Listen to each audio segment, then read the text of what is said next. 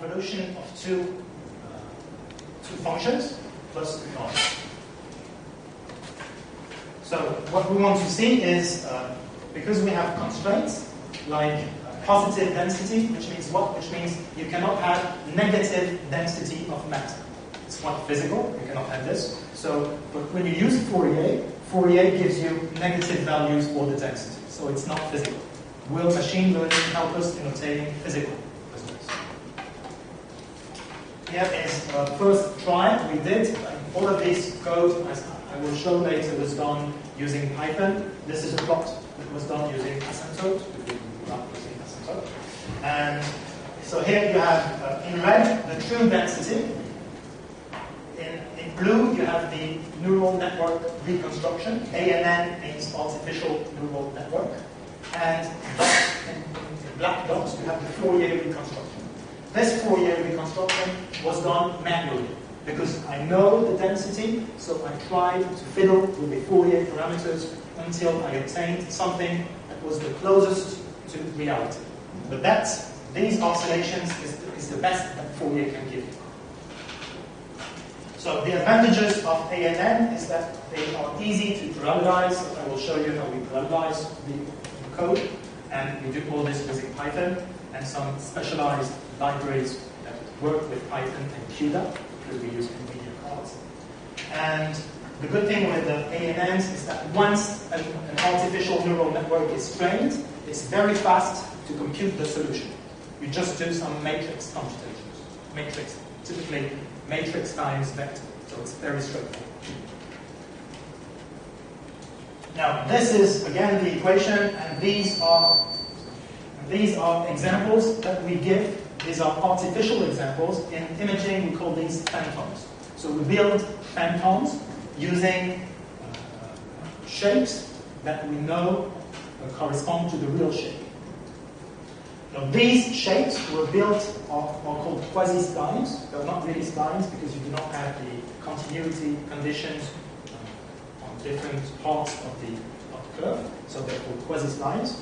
And to build these splines, we use the PyLab library, and this comes with Scipy. Mainly when we do development, we use IPython.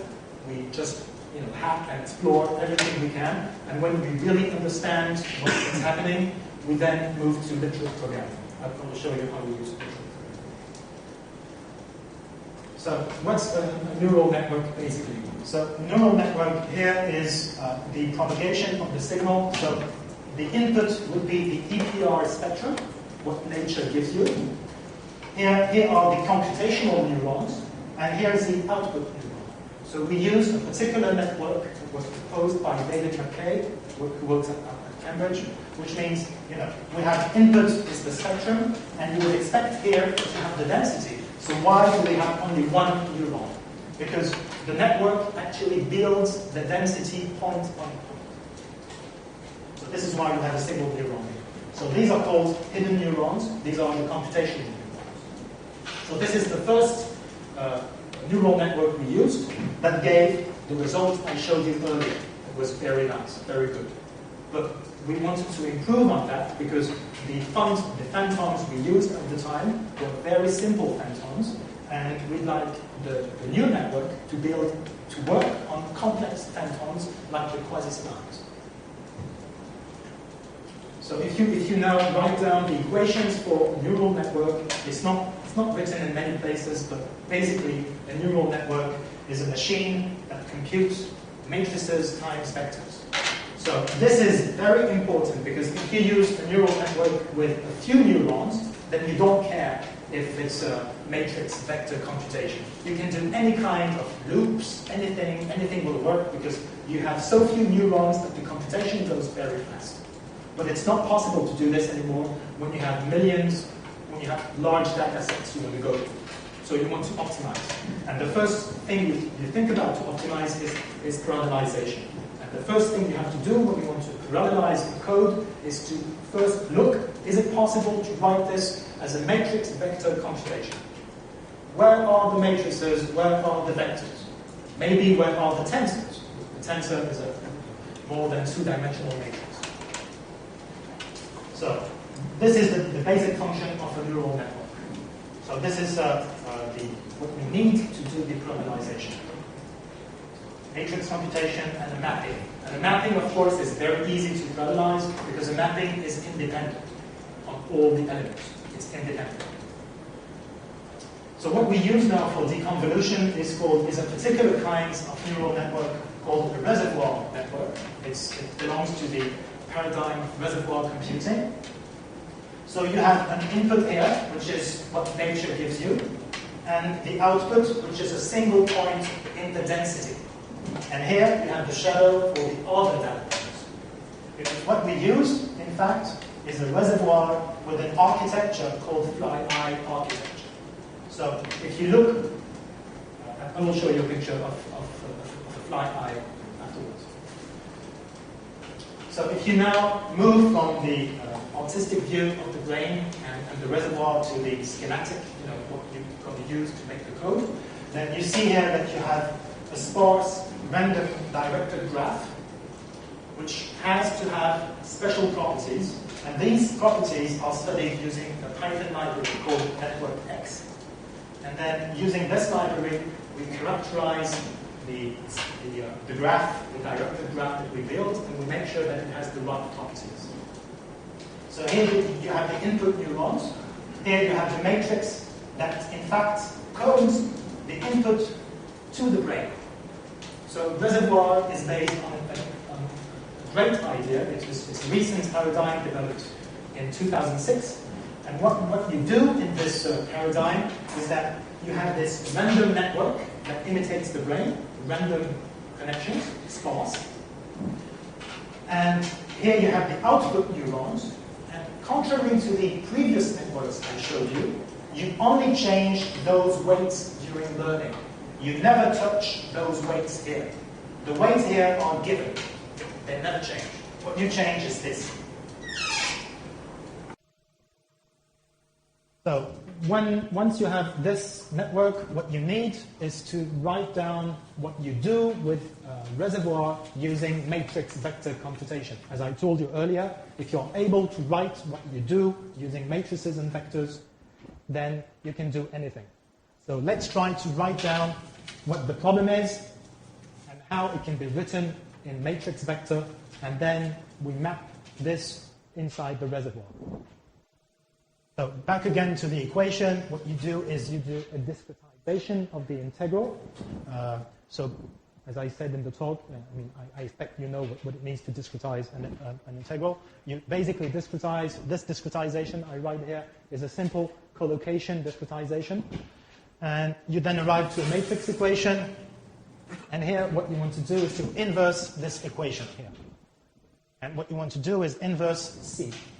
But the problem with C is that it's ill-conditioned, which means that if you have slight variations on R, then there will be massive differences in S. Ill-conditioned. So what does the network actually do? Well, the network is actually inversing this equation, but using an activation function, which is nonlinear. So what is this activation function? Once you have computed the neurons, you apply F to each neuron. As I told you earlier, there is a mapping. This is where the mapping comes in and where the magic comes in. This function here is nonlinear. And what you do is you hope that the network is able to build the inverse of the matrix by reservoir magic. Because basically there are many conjectures on the workings of the reservoir, but no theorems. There are a few theorems, but many conjectures. So it's actually a field in which some mathematicians work, because we don't really understand the whole workings of a reservoir. We only know that it works at least as well as regular networks in much shorter time. So once you have understood this, you need to optimize the network. As I told you, the network here is random, but it never changes. So how do you know that you have found the right network? Well, you need to explore many kinds of networks. So you need to do some kind of optimization. So you need to optimize the reservoir weights, but there can be many local minima. how do you know that you find a global minimum? I'm trying to show you an animation.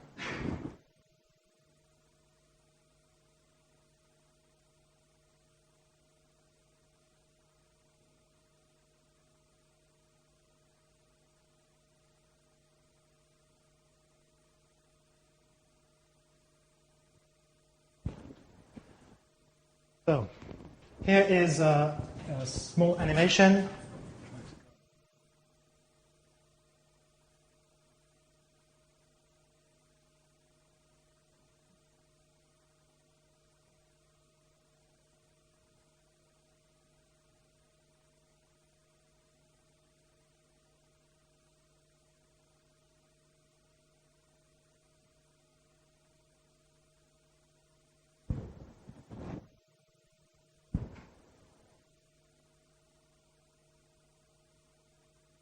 So,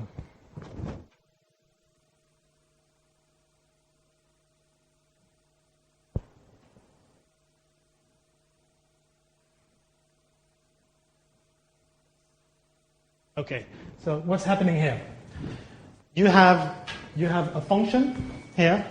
You have many local minima, and you have only a single global minimum. It's at the center here. So how do you manage to find the global minimum? Well, we use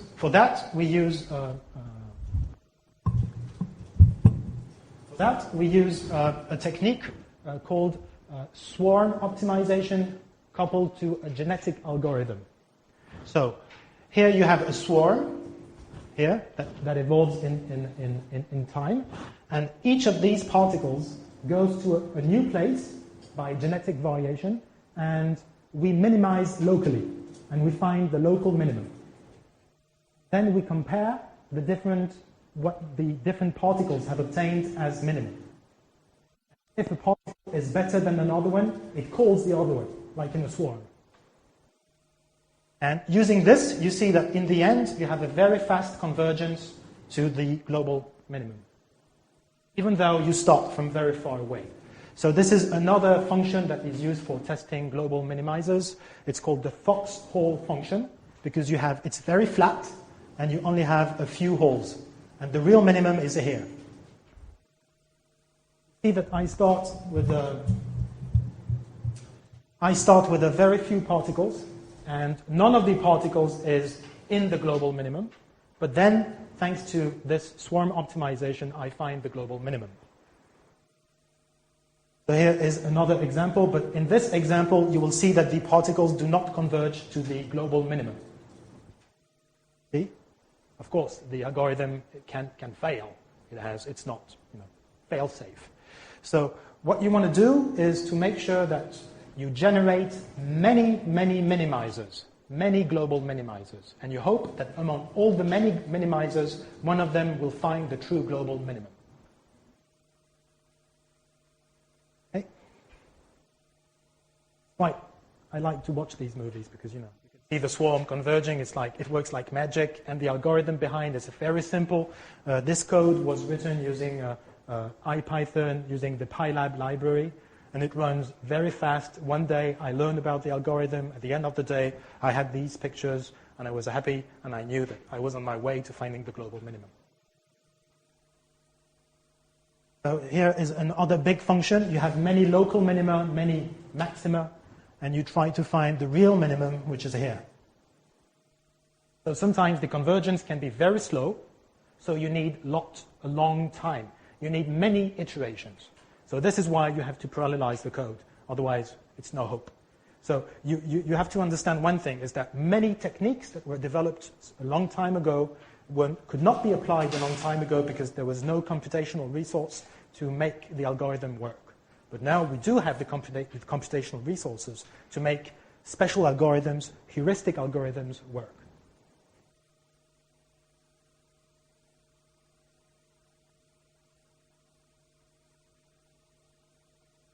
Okay. So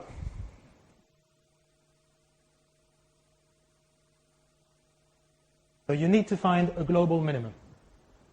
This is the picture of the global minimum. You have many particles that are launched in different parts in parameter space. Then when they arrive on the top of the hill, they climb down and they find their local minimum. And they say, that's my quality. My quality is my local minimum. And then I use it and I genetically cross over with others. And the genetic crossover that happens actually happens on the sparse random network weights. So the genes are the network weights.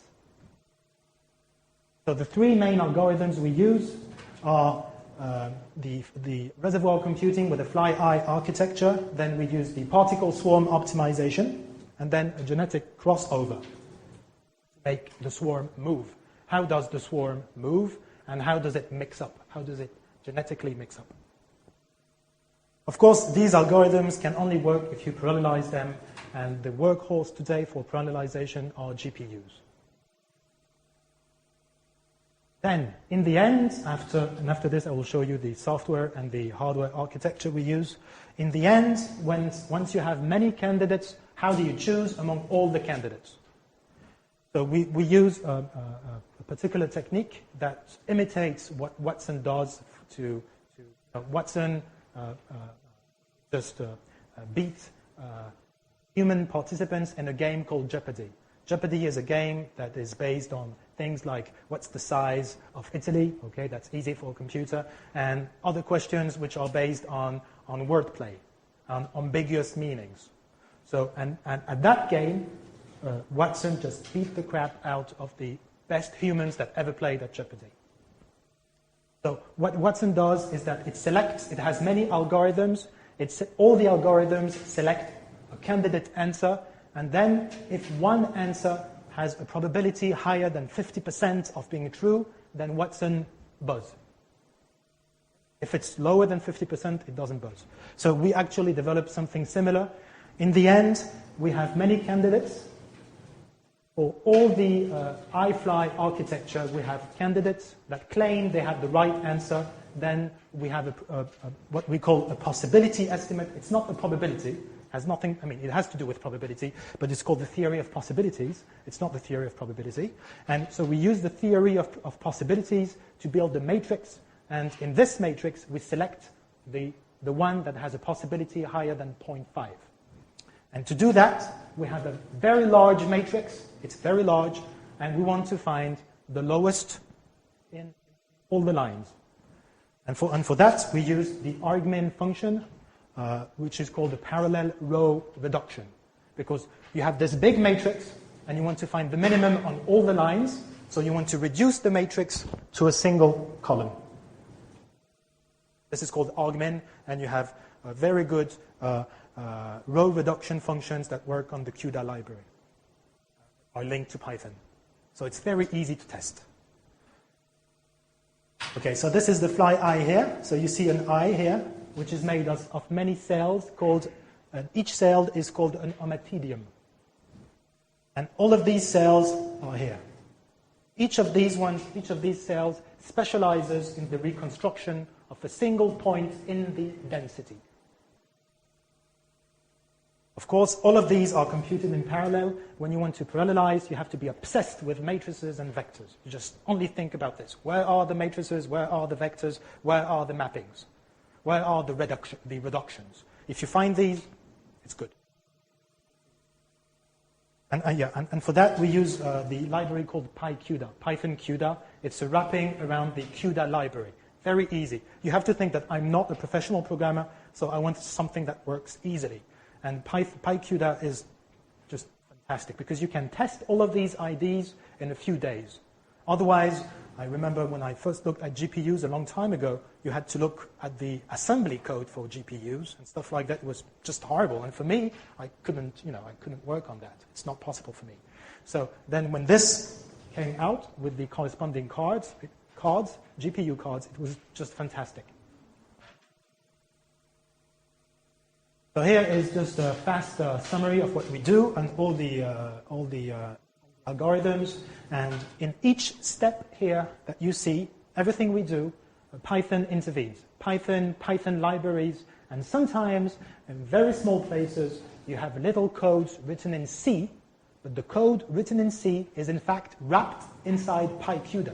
It's called a kernel, a C kernel, and it's useful to have a little C kernel when you do not have an existing function that does what you want to do. So sometimes I'm obliged to write a few lines of C, but when I write those few lines, it's nice C, because it's C when it's useful.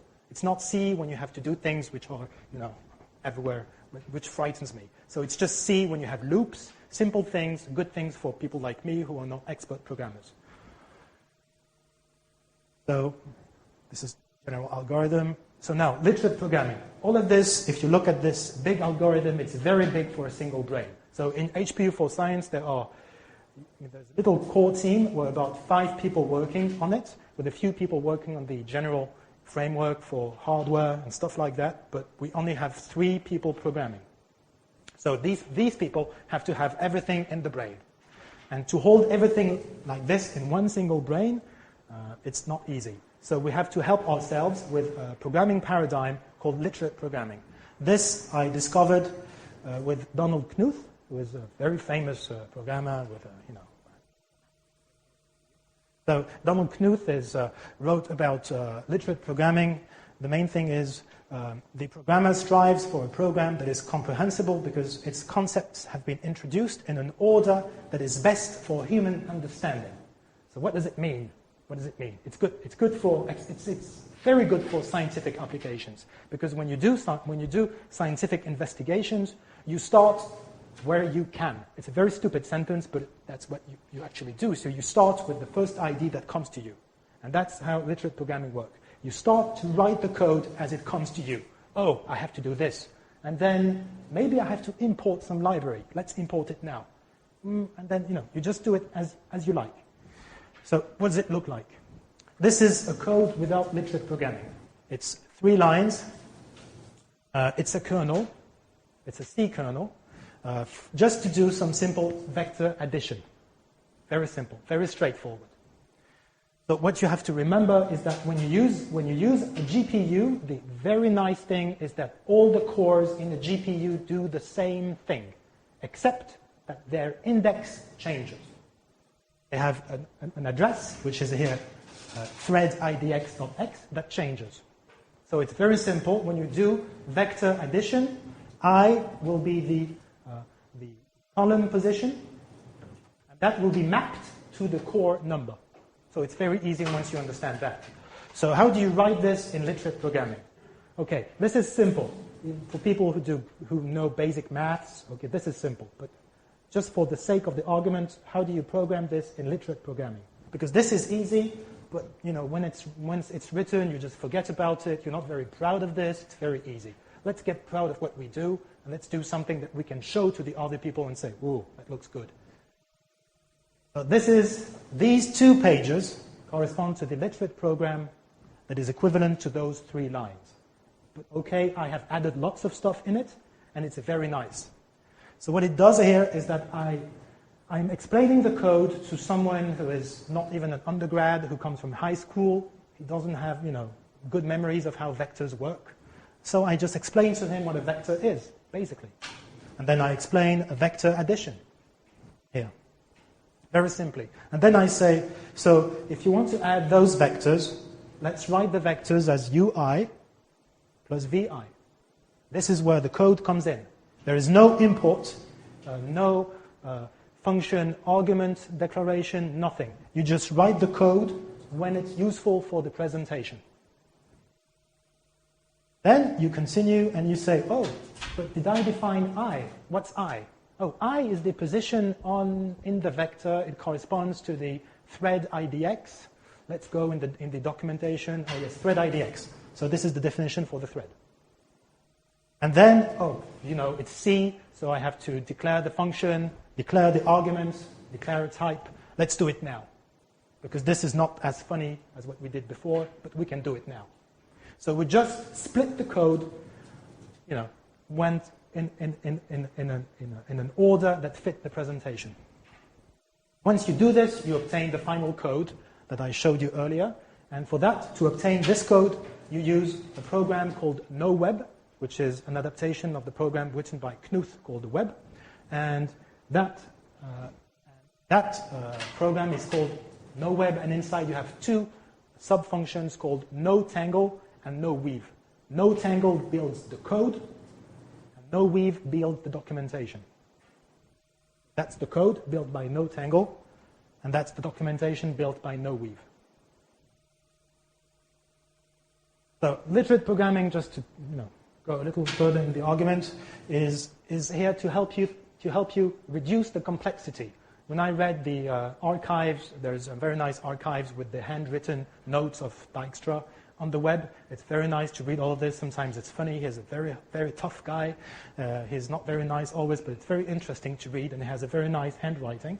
So Dijkstra says, I hope that in the future, languages should deepen our understanding of the processes of design and creation. It should give us better control over the task of organizing our thoughts.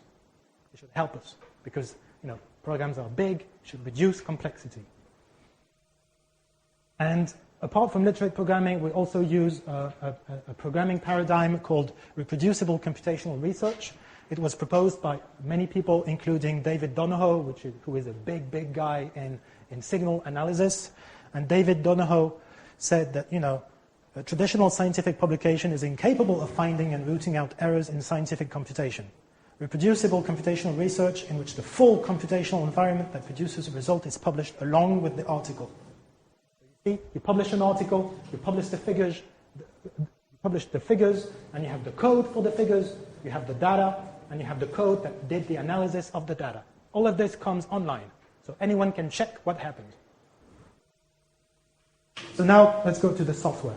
So for the software, we use Linux operating system and ext4 for the root system and for the operating system in general. And for storage, we use BTRFS. That's a very personal choice because first I found BTRFS very cool. When you're not a professional programmer, you're little. Okay? So you try to find things that you find cool, and I found BTRFS very cool. And it turns out it was also usable. So I made the choice for BTRFS, but BTRFS has defects when you try to move data. If you move lots of data around, you can have data corruption. Things get weird. But we don't move data. We store it, we read it. We don't move it.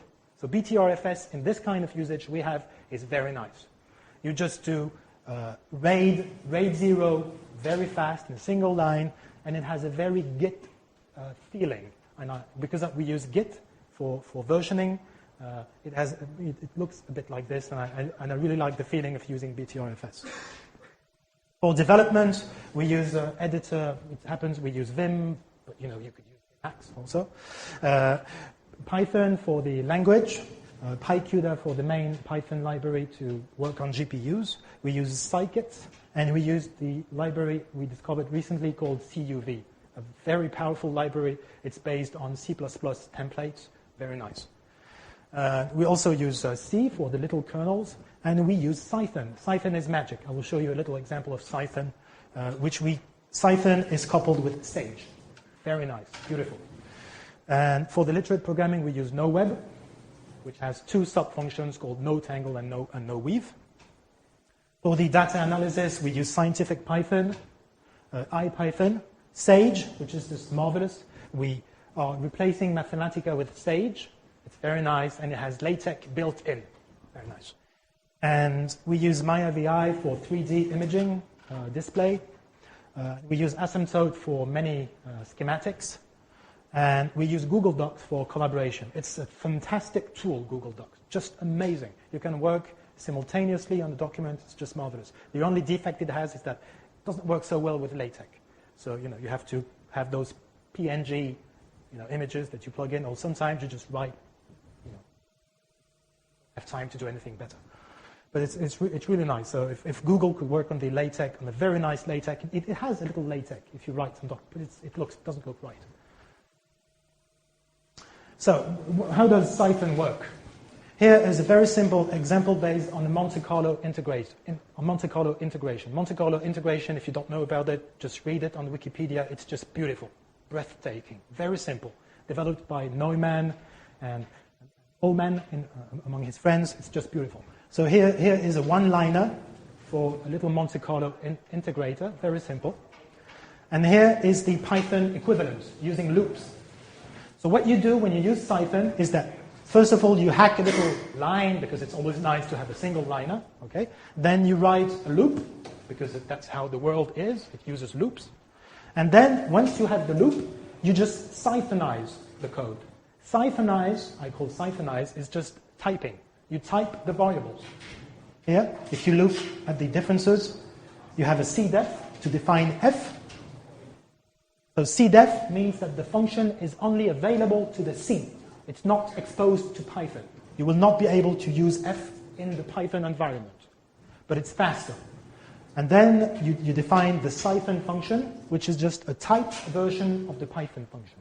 So how we work is we write the Python code, and when it works, but it works slowly, then we Cythonize it. Very simple. So the system, Linux, as I told you, if because you don't have in high performance computing Linux rules. If you just something which is quite amazing, the CERN produces 1 gigabyte of data each second, and all this is dealt with a network of 100,000 computers using Linux. So good for them, it's good for us. BTRFS, I told you about it. Then ext4, because you need something very stable for the OS and to move data. This is an example of Cython. These are the 3 functions I told you about. And how much time do you gain? You start with 11 seconds for classical Python, and you go to 0.12 seconds, just a factor 100. Just in one go. No thinking, just type the variables. For the Git, we use a flowchart that was proposed on the web by Vincent Gleason. It's a beautiful flowchart.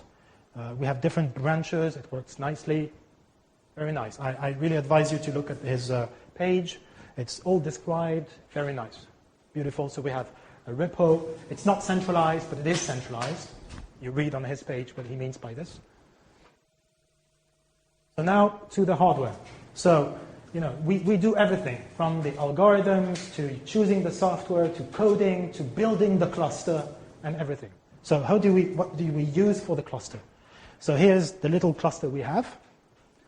So we have one computer called the master that centralizes data. It frames the calculations. It gives the orders to the workers. But the workers do not receive orders. They ask for orders. We have 6 workers from 3 to 7 GPUs, and we call an HPU a hardware CPU thread and a GPU processor. That's what we call an HPU. One thread, one GPU. And all the HPUs run the same algorithm, except that we change the part of parameter space we explore. So that was the beginning. When I sent that picture to a friend, it was last Christmas, he said, "Oh, that's good, but it looks like Frankenstein." Okay, so now it looks a little nicer, and we have a hardware engineer who is not specialized in computer, and because he works in the chemistry lab, of course, who helped us set up the cluster in a nice way. Of course, we use GPU cards, 4 different cards, which correspond to 2 different GPU processors. We started some time ago with the GTX 285, and then we end now with the GTX 590, which is a dual GPU card. Beautiful. So this is the master. It's a dual Xeon, 24 gigabytes of memory. It has 5 RAID 0 SSDs for data management, fast storage when it receives data from the workers. We have 20 terabytes of storage, long-term storage, no SSD, just normal hard disks. And this is the worker 3. And here you can see the 4 cards that were put together, the 4 580s. But in order for the 4 580s to work together like this, we had to really think about the choices we made. In particular, we had to think about the motherboard, because the motherboard has to have enough PCI lanes in order to have maximum bandwidth when communicating with the processor. So in this card, we have 64 PCI lanes. So this means we have 4 16 times video cards, because 4 times 16, okay. So it works. Very nice motherboard, but we just, I think we bought a few months ago, we bought the last 3 that were available in France. So maybe they have some more now, but it's very hard to have this kind of hardware. Very difficult. Many people use video cards, motherboards in which they don't have enough PCI lanes. So this means that one of the GPUs will not communicate at maximum bandwidth with the processor. So you lose time. You lose very important time. The Worker 5 is the latest that actually works, because we have a Worker 6, but it's not working at this moment. So the Worker 5 uses 3 590s. This means 6 GPUs and 1 580, 1 GPU. So that makes a total of 7 GPUs in a single box. So that's the maximum, because we really designed the box so that it worked and that the power consumption corresponded to the cards. It was a very long work. It didn't work at the start. It's not, plug it and, go home. It doesn't work like this. The problems we had with temperatures. Temperature was very high sometimes, so we had to use special risers that we ordered, very high bandwidth risers to have the cards outside the box. We sometimes had electric overconsumption, so we needed to really measure the consumption, and many defective components. It actually happens that in gamer hardware, if you buy 1 card, okay, but if you buy 10 cards, then the probability adds up, and you find a defective component. So that was a big problem, but the hardware manufacturers actually send them back the hardware and they send it back. It worked. But it's always painful to lose time. And to make the test, it doesn't work, you're not happy. The temperature typically rises to about 90 degrees on a single card. We have a distributed architecture, completely distributed. All the workers are independent, which means that we can have a worker which is far away, and it will contribute in the same way as the local workers. So the software components for non-computational cluster activity. The data storage is homemade Python dictionaries using CPickle. Very nice. We don't have, we have data, but it's stored. We know how we want to interrogate the database, so it's handmade and it's homemade. We use Carrigel. It's a very nice web server built in Python. Very nice. So we use it to make data requests and visualization from outside. How's the cluster working and everything. The communication is made using the multiprocessing library module. We use client server. And we have a tool to give us instant snapshots of the cluster activity. If you compare HPU for Science with Watson, 30,000 euros for HPU for Science. Watson cost about $22 million. The power, 35 teraflops peak, which means that in reality we reach 16 teraflops. 80 teraflops, 1,170 megaflops per euro, 4 megaflops per euro. Storage 20 terabyte, but I cheated a bit because these 20 terabytes, you actually have 15 terabytes of RAM. I only have 48 gigabytes, 60 gigabytes of RAM. So the short-term evolution is to test OpenCL with PyOpenCL. Apparently, I went to a specialized seminar. It's a little more painful to program in OpenCL. So because I'm not a professional programmer, maybe we'll stick to PyCUDA. Open source the code, of course. It's the whole thing of reproducible computational research. Move to the new cards, which speed will be twice as fast as the previous 590s. Very nice. And of course, this machine learning application for deconvolution will not be the only application of the machine learning machine we have. And we also program lots of others application in chemistry. The thing is, we like to stay in the lab where the questions arise. If you separate from the chemistry lab, then you develop your own questions, and then you get disconnected from reality. So we like to stay in the chemistry lab. So this is the final drawing. Here is the oracle, the perfect neural network, and you have the little brains trying to find the oracle. So may Python help us to find the oracle. Team and the website. Thank you.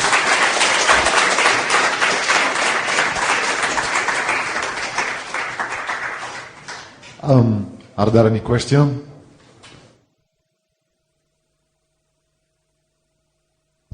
Hi, I saw you're using Cython for some of the high-performance stuff. Have you looked at using PyPy at all? Because they're getting some very impressive performance gains on we made the choice of Cython, but we never tried Python.